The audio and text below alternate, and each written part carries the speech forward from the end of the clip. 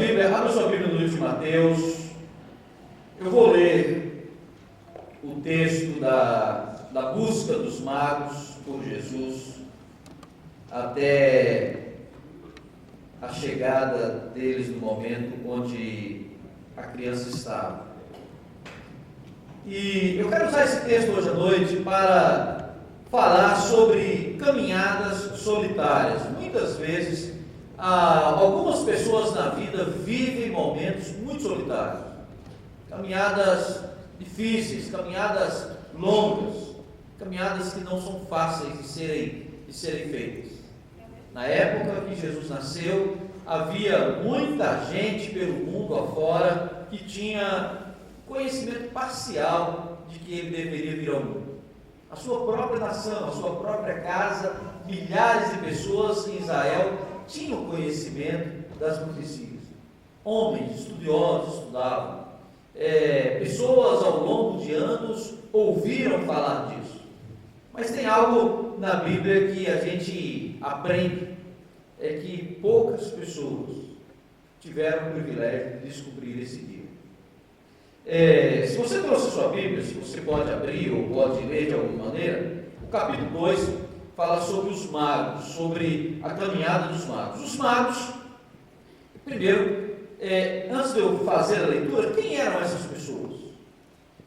É bem possível que eles não eram pessoas gordas, né? Fala magos, mas esse não é o sentido da palavra, não é gente que perdeu peso ao longo da caminhada. Para nós, muitas vezes também, magos podem ser encantadores ou mágicos. Não, eles não eram mágicos no sentido moderno da palavra, e nem tampouco eram encantadores. Talvez a palavra mais usada, uma das palavras que antigamente tinha algumas versões que usavam, a palavra usada com mais propriedade era alguns homens sábios do Oriente. Sábios do Oriente. Não magos, não encantadores, não mágicos, mas acima de tudo, sábios do Oriente. Gente que teve sabedoria para aprender com os tempos, que não se esqueceu e que se esforçou para poder chegar junto com Jesus. Outra pergunta que às vezes é feita: como foi que esses homens ficaram sabendo de Jesus? Isso é uma pergunta que tem sido feita ao longo dos anos e ao longo da história. Como é que esses homens tomaram conhecimento de que Jesus ia nascer? E a boa tradição nos diz que possivelmente esses homens ouviram falar sobre Jesus com o profeta Daniel. Ou seja, um conhecimento que Daniel espalhou quase que 400 anos antes, 400 anos depois, gerou resultados, e 400 anos depois serviu como mapa, serviu como orientação para alguém.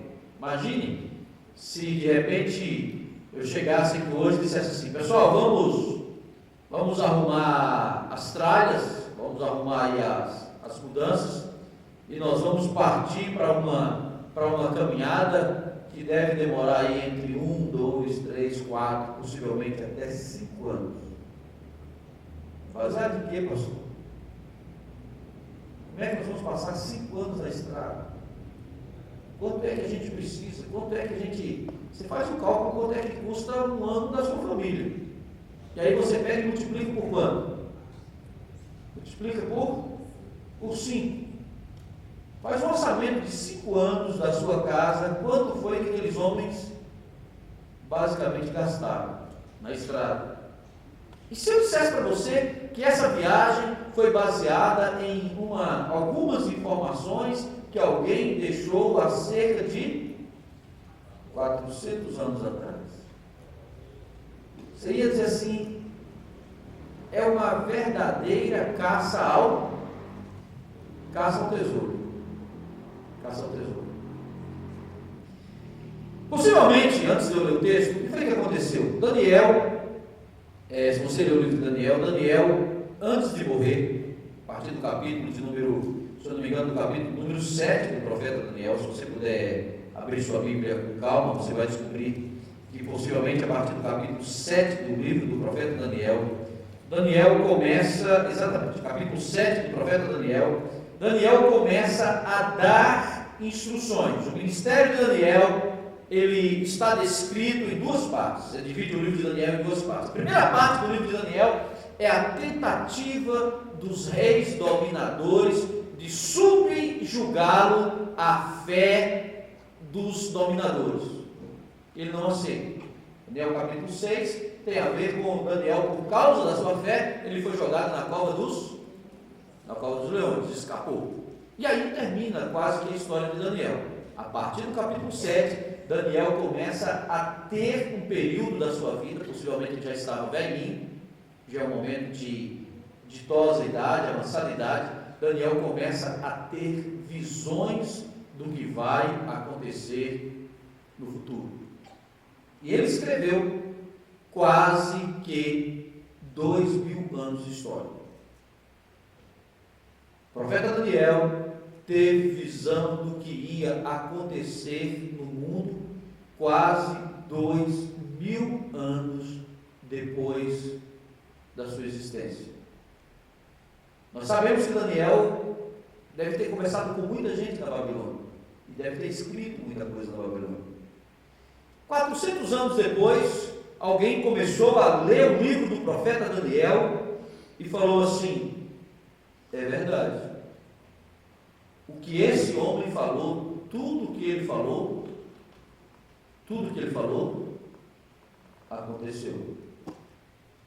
E alguém certamente pegou o livro, é por isso que a gente tem que estudar a palavra de Deus. Alguém pegou o livro e começou a estudar com mais detalhe e falou: olha, isso aqui já se cumpriu.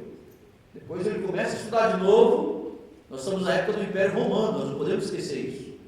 E Daniel profetizou os 3 grandes impérios que viriam depois do Império Babilônico. O Império Medo-Persa, que veio depois do Império Babilônico. Ele profetizou sobre a ascensão e queda do Império Grego. Dizem que Alexandre ficou tão impressionado quando invadiu Alexandria, no Egito, que tomou o livro de Daniel nas mãos e leu, e viu o que aconteceu, que ele resolveu tratar bem todos os judeus do seu império por causa da leitura do livro de Daniel. Diz que ele ficou assustado com o cumprimento da profecia na sua vida, ao ver que havia sido escrito muitos anos antes, como Deus havia detalhado a sua história. Eu não sei quantos de vocês assistiram aqui o filme Cleópatra. Quem já assistiu? Assiste de novo, é um longa-metragem, 6 horas de duração, é um filme, dá para você assistir, mas é um passeio pela história. E quando Júlio César queima, porque quando os romanos invadiram Alexandria, os romanos, por ignorância, usaram os livros da biblioteca de Alexandria, que era a maior biblioteca do mundo, para botar fogo na cidade e queimaram os livros. E Cleópatra tem uma crise de raiva quando ela se encontra com César, segundo a versão do filme, chamando ele de bárbaro, seu ignorante. Como é que você queima tanta cultura, milhares de anos de história? É interessante que no livro ela fala: e você ainda queimou o precioso livro dos judeus, que nós levamos anos para fazer cópias, porque foi em Alexandria que foi feita as primeiras cópias da Bíblia, que hoje nós temos na mão, que é fácil, você consulta aí, você tem no seu iPad, no seu iPhone, no seu iMac, não sei o que é a chamada Septuaginta. Mas que naquela época foi uma verdadeira fortuna contratada para as pessoas fazerem a tradução. Então Cleópatra tem uma crise de raiva por causa daquele ato bárbaro de Júlio César em queimar a biblioteca, e principalmente em queimar a coleção de livros dos judeus. Então, quando nós chegamos à época dos romanos, que é a época que Jesus veio ao mundo, nós temos aí nas nossas mãos um momento singular da história. Só que esse momento também está escrito no livro do profeta Daniel. O profeta Daniel também deixou de forma clara escrito que viria esse povo e chegaria a essa época. Mas o que me faz feliz nesse texto é ver que, tendo nascido Jesus em Belém da Judéia, no tempo do rei Herodes, eis que alguns homens sábios vieram de uma região muito distante do Oriente a Jerusalém. Esses homens conseguiram ler com precisão a história, com uma diferença de quanto tempo? De quanto tempo de diferença eles leram a história?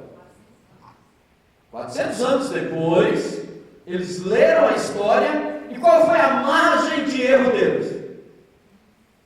Qual foi a margem de erro deles? Zero. Eles acertaram na mosca, se é que tinha mosca lá nessa época, né? Mas eles acertaram lendo a profecia, eles acertaram com precisão sobre o tempo do nascimento de Jesus. É por isso que eu acho que a volta de Jesus, ela não vai ser tão surpresa, a gente não sabe daquele dia e hora, ninguém sabe. Mas Jesus deixou claro, como o profeta Daniel, muito mais detalhes ele deu do que o profeta Daniel, de sinais que antecederão a sua vinda. E ele até dá um aviso: quando vocês verem que esses sinais estão acontecendo, quem está no campo nem corra. Quem estiver no telhado, nem desça. Se tiver dois juntos, nem se preocupe com o outro, porque será chegado o tempo do fim. Mas hoje à noite, de forma especial, antes da leitura, eu quero chamar a sua atenção e dizer o seguinte: 400 anos depois, 3 homens leram sobre o nascimento de Jesus e acertaram com precisão absoluta o nascimento do Senhor Jesus, e tiveram o privilégio de ver esse dia. Tiveram o privilégio de acertar no encontro com Jesus. Eu quero chamar essa atitude dos magos, eu quero chamar essa atitude desses homens de caminhada solitária. Mas não simplesmente de uma caminhada solitária, de uma caminhada solitária e vencedora. De uma caminhada solitária e certa, que acertou. Eu quero não simplesmente olhar, mas eu quero dizer assim: se hoje fosse hoje, a gente teria que bater palmas para esses homens. Mas não simplesmente bater palmas. Nós devemos aprender com seus exemplos. Dá para ler agora o texto? Não. Agora dá para a gente ler com calma. Deu para preparar aí o caminho? Então vamos lá preparar o caminho. Então eles nasceram e eles vieram e perguntaram. Eles perguntaram para Herodes. O que foi que eles perguntaram? Onde está aquele que é nascido rei dos judeus? Eles não perguntaram onde é que vai nascer, ou será que vai nascer, ou será que chegou, ou será alguma coisa. Aqueles homens, eles estavam movidos por algo, amados irmãos, que todo crente tem que ter na sua caminhada com Deus, que é convicção. O servo de Deus, ele tem que estar convicto da sua fé, pronto para responder da sua fé aos momentos mais difíceis, aos momentos que eles não chegaram para Herodes: Herodes, você tem alguma informação? Como é que anda aí? Naquela época não tinha, não tinha TSA americana aí, não tinha o sistema de espionagem americano, não tinha espionagem de e-mail, não tinha espionagem de mala direta, não tinha nada, mas eles já chegaram lá, fazendo o quê? Chegaram lá afirmando: onde está aquele que é nascido rei dos judeus? Onde está aquele que nasceu? E diz assim: porque nós vimos a sua estrela no Oriente e viemos adorar. Se você prestar atenção, historicamente o Irã sempre foi inimigo de Israel. Ainda hoje eles são inimigos. E o Irã de vez em quando se levanta e fala assim que quer tirar Israel do mapa. Eles são antissemitas, mas aqueles homens vieram do Oriente, vieram na época certa, acertaram o tempo, gastaram tempo precioso viajando, chegaram no lugar, obviamente erraram porque foram procurar onde? No palácio, mas acertaram em todos os detalhes e no final das contas eles encontraram Jesus. Acontece um diálogo lá do palácio de Herodes. Herodes, quando ouviu, perturbou-se com ele toda Jerusalém. Herodes já não era servo simplesmente da Grécia, mas era servo de Roma, e congregados todos os príncipes e sacerdotes e os escribas do povo, e perguntou: onde é que está para nascer o Cristo? E aí vem um detalhe: os homens sabiam, em Israel havia conhecimento. Havia conhecimento. Eu quero chamar a sua atenção para o seguinte detalhe: às vezes as pessoas têm conhecimento sobre a eternidade, o que elas não têm é atitude, mas conhecimento havia. E eles responderam com precisão. Onde foi que eles disseram que tinha que nascer? E eles disseram: em Belém da Judéia, porque assim está escrito pelo profeta. Irmãos, o Evangelho, ele, do ponto de vista de praticidade, ele não é somente praticidade. O Evangelho é muito mais do que prático. O Evangelho é crença também, é agenda. Ele não é apenas uma credenda, ele é uma agenda. Mas do ponto de vista da praticidade, o Evangelho não serve simplesmente para ser um conto poético. Ele não serve simplesmente para ser um projeto de conhecimento. O bom do Evangelho, a diferença do Evangelho, a grandeza do Evangelho, não é quando ele é referência de conhecimento, mas quando ele é referência de vida. Quando ele é referência de vida. Porque conhecimento havia muito conhecimento em Israel. As pessoas estudavam as profecias quase que dominicalmente, semanalmente, dioturnamente. Havia escolas que falavam do tempo do Messias, escolas que falavam da glória do Messias, escolas que falavam sobre tudo. Mas até os vizinhos de Belém, até as pessoas que estavam morando vizinho a Belém, não tomaram a atitude de pelo menos observar o que estava acontecendo em Belém. E homens com conhecimento de 4 séculos, distantes, com pedaços de papiros na mão, encontram aqueles pedaços de papiros na mão e vêm ao encontro de Jesus e entram para a história da fé como homens que vieram de longe e trouxeram para o Senhor a adoração, o conhecimento da existência do Senhor do universo.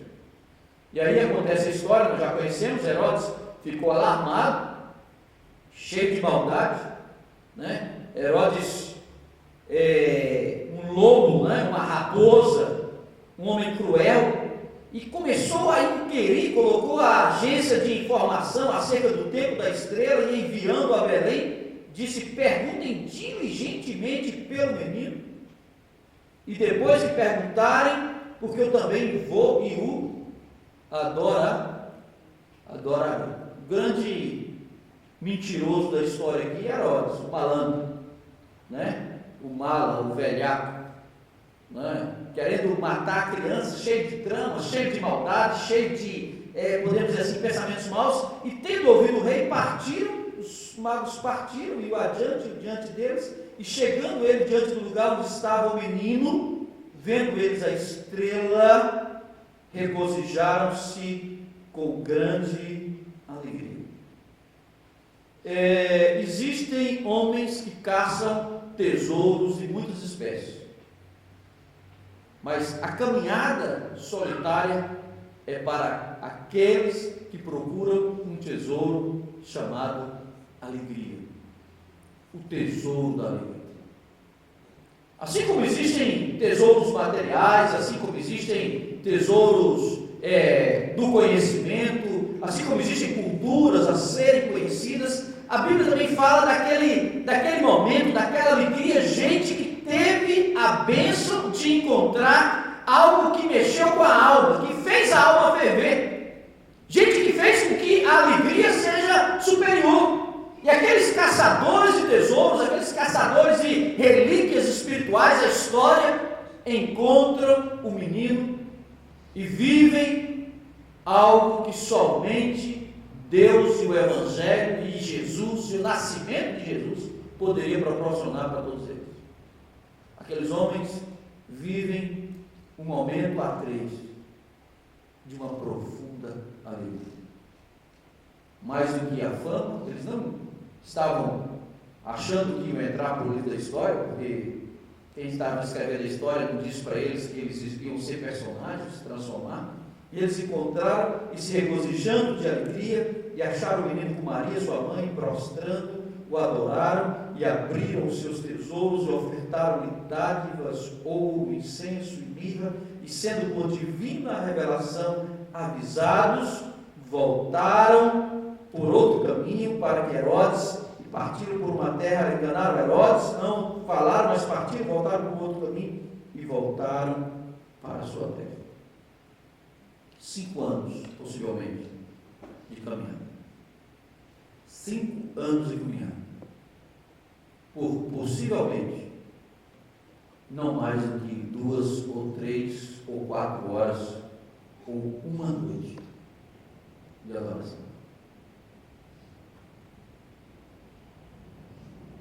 5 anos de caminhada. Dá para guardar? Não. Mais ou menos quantos anos de caminhada? 5 anos de caminhada. Qual foi a grande recompensa? Uma noite com Jesus. Uma noite com Jesus. Uma noite com Jesus vale muito. Davi diz: porque um dia na tua casa vale mais que 1000. Prefiro passar uma noite nas portas da tua casa do que uma vida nas tendas da impiedade. Prefiro passar um dia contigo, Senhor, do que viver uma existência nas tendas dos homens que não te conhecem.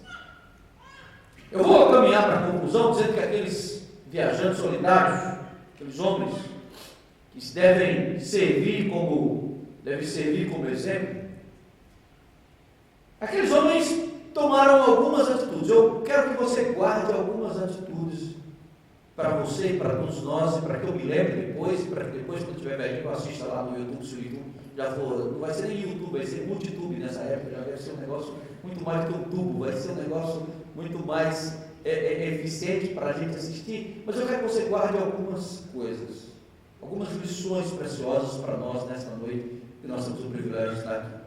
Primeira delas: a busca do conhecimento na palavra de Deus conduz à vida. Privilégio. Ó quanto eu amo a tua lei, diz Davi. Ela é mais preciosa do que o ouro. Ela é mais doce do que o mel.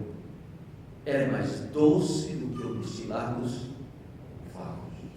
Lâmpada para os meus pés é a tua palavra, e luz para os meus caminhos. Sábios são todos aqueles que meditam nas tuas palavras, e feliz é o homem que medita na tua palavra de dia e de noite, que tem nela o seu prazer, que tem nela a sua alegria.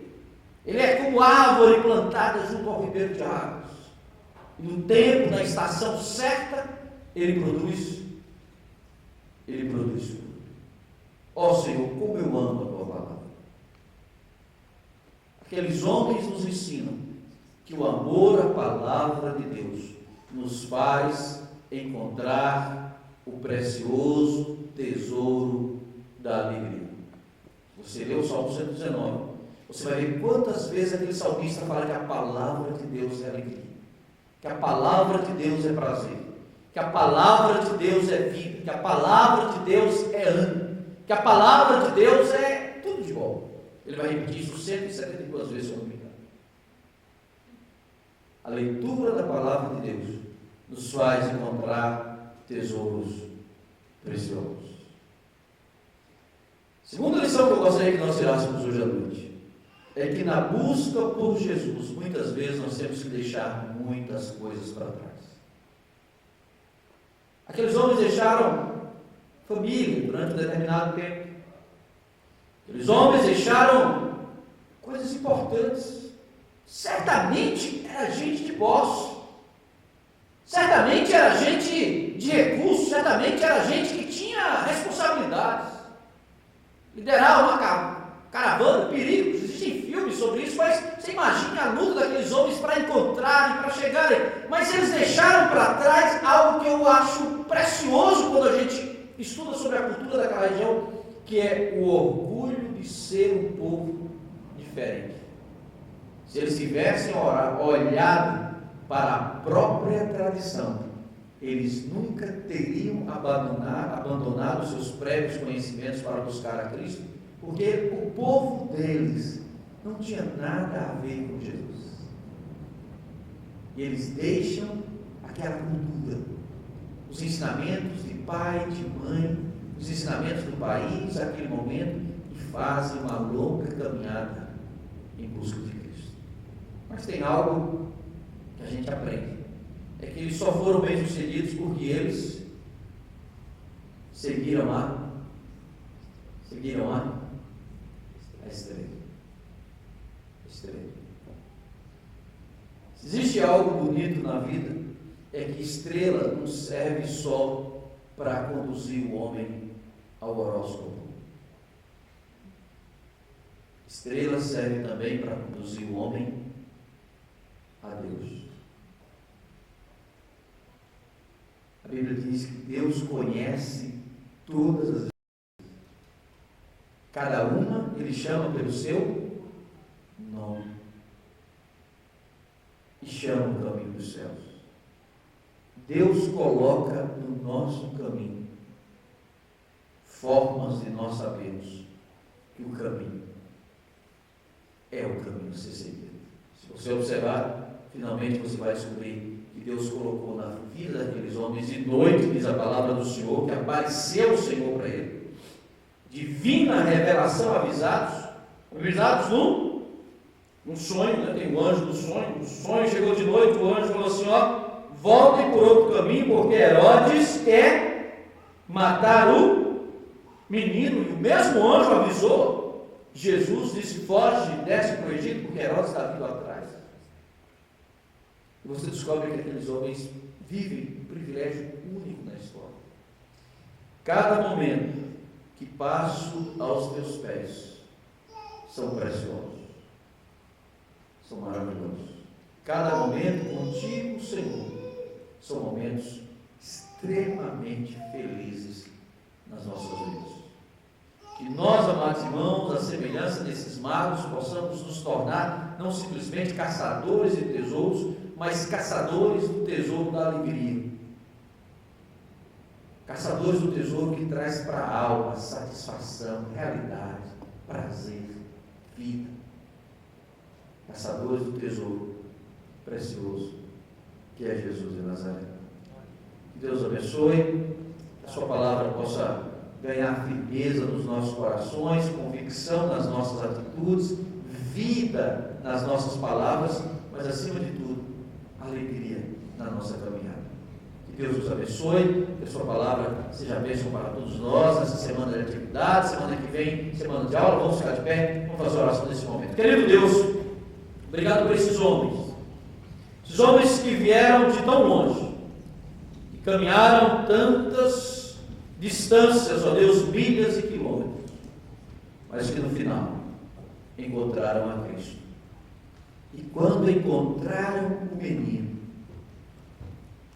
num lugar simples, humilde, sem glória, eles reconheceram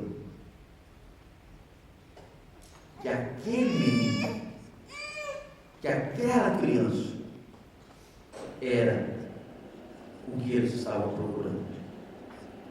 E ali eles adoraram. Obrigado a Deus por aquela noite de adoração, porque para aqueles homens talvez tenha sido a única noite que eles estiveram com Jesus em todas as suas existências. Mas eles nunca deixaram de te seguir, de te ouvir, de te obedecer. E obrigado, Pai, porque este texto escrito pelo Espírito Santo de Deus é referência universal da graça do Evangelho para os povos que estão distantes. E é texto de referência para aqueles que desejam encontrar a Cristo, mesmo sem ter a revelação completa, mas apenas conhecendo pedaços da história da revelação. Abençoa-nos, ó Senhor, como o Senhor abençoou aqueles homens, com a alegria do encontro, com a alegria da comunhão, com a alegria da tua presença.